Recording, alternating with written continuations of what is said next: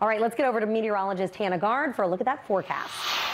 Thanks, guys. We're looking at some storms in the coastal areas this morning, but we've also had a shower or two pop up farther inland. We saw one right over the West Bank, moving just to the south of Belle Chase. You can see it's kind of staying in that same area now. We're still seeing some moderate rainfall.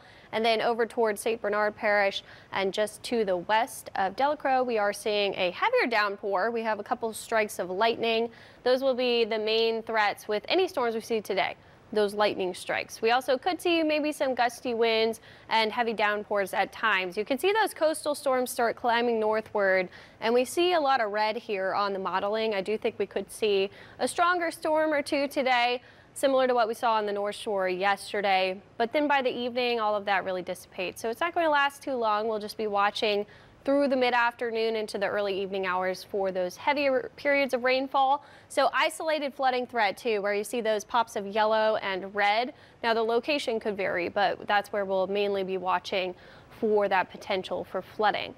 Looking ahead though this week, we are going to see this summer pattern persisting where we have dry periods through the morning. We start to see some afternoon showers and storms popping up, but late week we'll see those storm chances increase, which is going to eventually lower temperatures, which is good news. It's been pretty hot. We have heat advisories extending all across the central parts of the country and then also for most of the East Coast today. We also have some excessive heat warnings. That's because of strong areas of high pressure. Here's one of them. You can see that clockwise spin. We also have a clockwise spin here, so there's two opposing areas of high pressure, and we're kind of in this weakness in the atmosphere between the two, which is why we've really seen those afternoon storms kind of ramping up each day. So we'll still be watching for the heat at least through Thursday. We do see a little bit of a tapering off of the heat Wednesday and Thursday because of that weakness in the atmosphere. It becomes a little bit deeper, and that's going to increase the storm coverage. The weekend, when we really see the storm coverage increasing, that's when those temperatures are going to drop into the upper 80s. And the reason that we see that, we're going to have some cooler air. This cold front coming down from the north, going to bring some nicer temperatures. You could see some 80s across the area. Does it make it all the way through to us? Right now, not looking likely that we see really cool air, but with the increase in rain chances and most of the region cooler, we definitely are going to see some relief from the heat. The 6 to 10 day temperature outlook showing that pocket of cooler temperatures in late July, and we're right on the edge there of slightly below normal, which would be upper 80s. Our normal this time of year in the low 90s. But again, with that cold front, it's going to increase our rain chances. So we go from 30 to 40%, which is that more typical summertime pattern, to 60 on Thursday. And then Friday, Saturday, Sunday, those rain chances are going to stay higher. As we have those boundaries in the area, it can initiate more widespread storm coverage. So we are going to see a rainier pattern, but luckily the temperatures falling a little bit.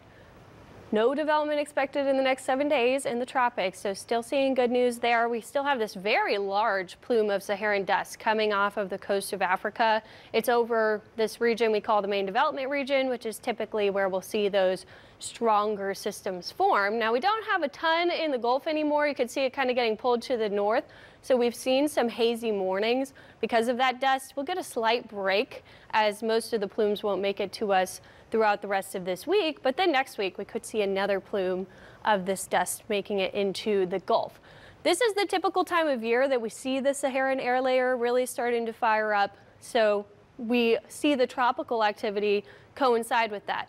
The Saharan dust is really dry, and you see strong winds pushing that off the coast of Africa. That's wind shear. Tropical systems don't like that. But then once we get to August, the Saharan air layer typically will start to cease, and we'll see less of that Saharan dust, and that will allow for the tropics to fire up again. So this is very seasonal to see that little lull before things really ramp up. So enjoying that calm in the tropics. We have sunshine this morning, lots of boats out there on the lake, fairly light winds coming right now from the north and northwest in some areas. So we're seeing temperatures in the upper 80s, low 90s. It already feels like triple digits though, especially in the areas bordering bodies of water. And we will have that heat advisory. So again, be cognizant of those heat precautions. We will see a couple of showers in the afternoon, but the evening hours looking clear if you're trying to get out there before the sun goes down. We keep that summer pattern for a couple more days, then we're introducing the rain by about Thursday.